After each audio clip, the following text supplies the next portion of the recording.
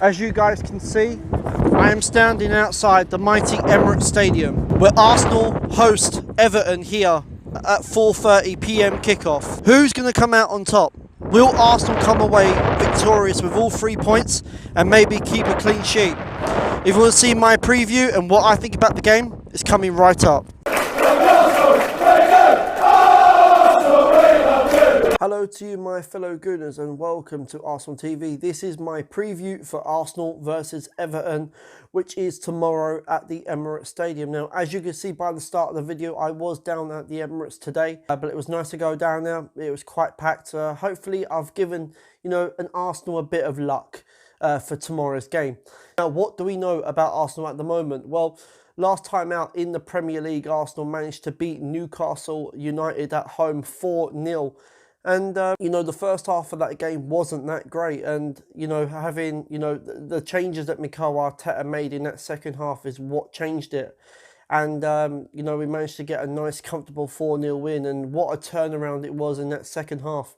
A goal from, Aubameyang, goal from Lacazette, goal from ARSEVE, goal from Pepe. Absolutely brilliant. You couldn't ask for anything more than that.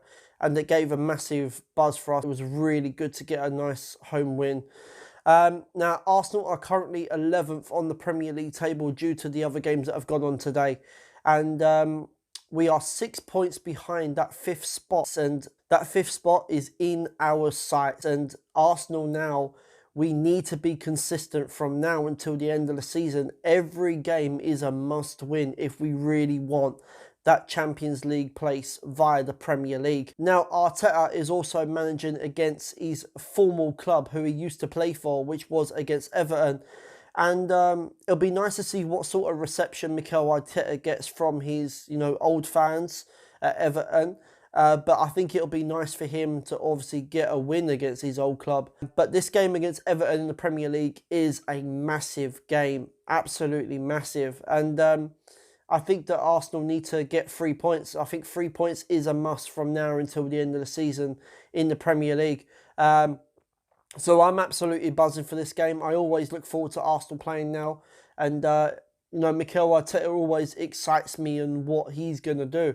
And I think that by looking at the lineup he put out against Olympiacos, he's taking it very, very seriously.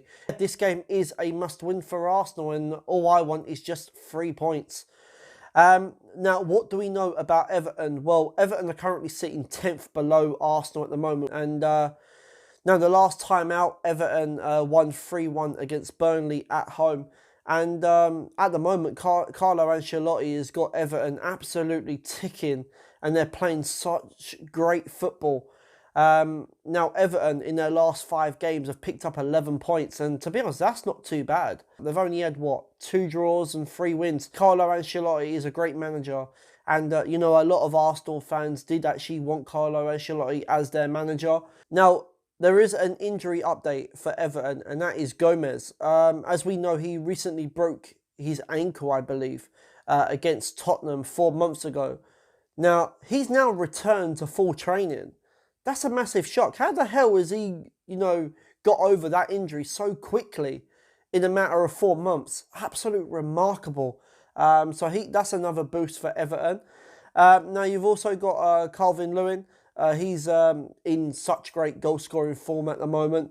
And, with Harry Kane sort of out of the picture, Marcus Rashford out of the picture at the moment, he's going to be looking to add more goals to his tally this season. We've also got the likes of Rich Larsson. He's going to cause, them two alone are going to cause massive problems. And, our defenders, they are going to be on their feet all game. And they need to be fully focused. If not, then we might even concede in the goal. So guys, with that said, I'm going to get into my predicted lineup for this game. Starting off in goal, and that is Bernd Leno. Pretty plain and simple choice. He's the best goalkeeper we have got. I think, really, to be honest, I think that Bernd Leno is probably the 3rd best goalkeeper in the Premier League in terms of form-wise this season. So he's right up there. And I think he's underrated as a goalkeeper. But against Olympiacos, he made some really good, crucial saves. Kept us in the game. Commanded his area really well. And I think he was one of the candidates for man of the match. But, that's what I'm going to go with, Bernd Leno. We're going to go to the defensive area, the flat four. First off, at right back, I'm going to go with Hector Bellerin. He missed out on the Europa League game, so hopefully he'll be fully fit for this game. I would like to see Bellerin to, get his pace back up again and get more forward. As well, and put in some crosses in when you get to that bar line. So I'm going to go with Hector Bellerin. Playing at left back, I'm going to go with Bukayo Saka. To be honest, you cannot drop this kid. I'm sorry, you just can't. He's 18 years old and, he's making this position his. He's got 9 assists this season, only for an 18-year-old. That is remarkable. And to be honest, Arsenal need to sign him down to a new contract. Tierney, Kolasinac, you better back up your ideas because Saka is going to be hard to take out of that starting 11. But Bukayo Saka playing absolutely brilliant. Got the assist for Lacazette's goal obviously in the Premier League as well as in Europa League as well. And he's absolutely on form. So I'm going to go with Bukayo Saka. We're going to go to the 2 centre-halves. First off, I'm going to go with Mustafi. Mustafi's been playing really well recently. He's just getting on with things, doing what he does best. And Mustafi, we will have said to get rid of him. But at the moment, I think he's playing absolutely brilliant. He's solid, absolutely solid. And I want more of the same. So I'm going to go with Mustafi. Playing alongside him, I'm going to go with David Luiz. He's been another player that's been playing absolutely brilliant under Mikel Arteta. And he was my man of the match for the Olympiacos game. The reason why is the way he communicated with the other defenders. Really, got the defence organised as well. But one thing I want from David Luiz, keep away from free kicks. Keep away from free kicks. I know, you have the odd occasional one where you might hit it in top bins.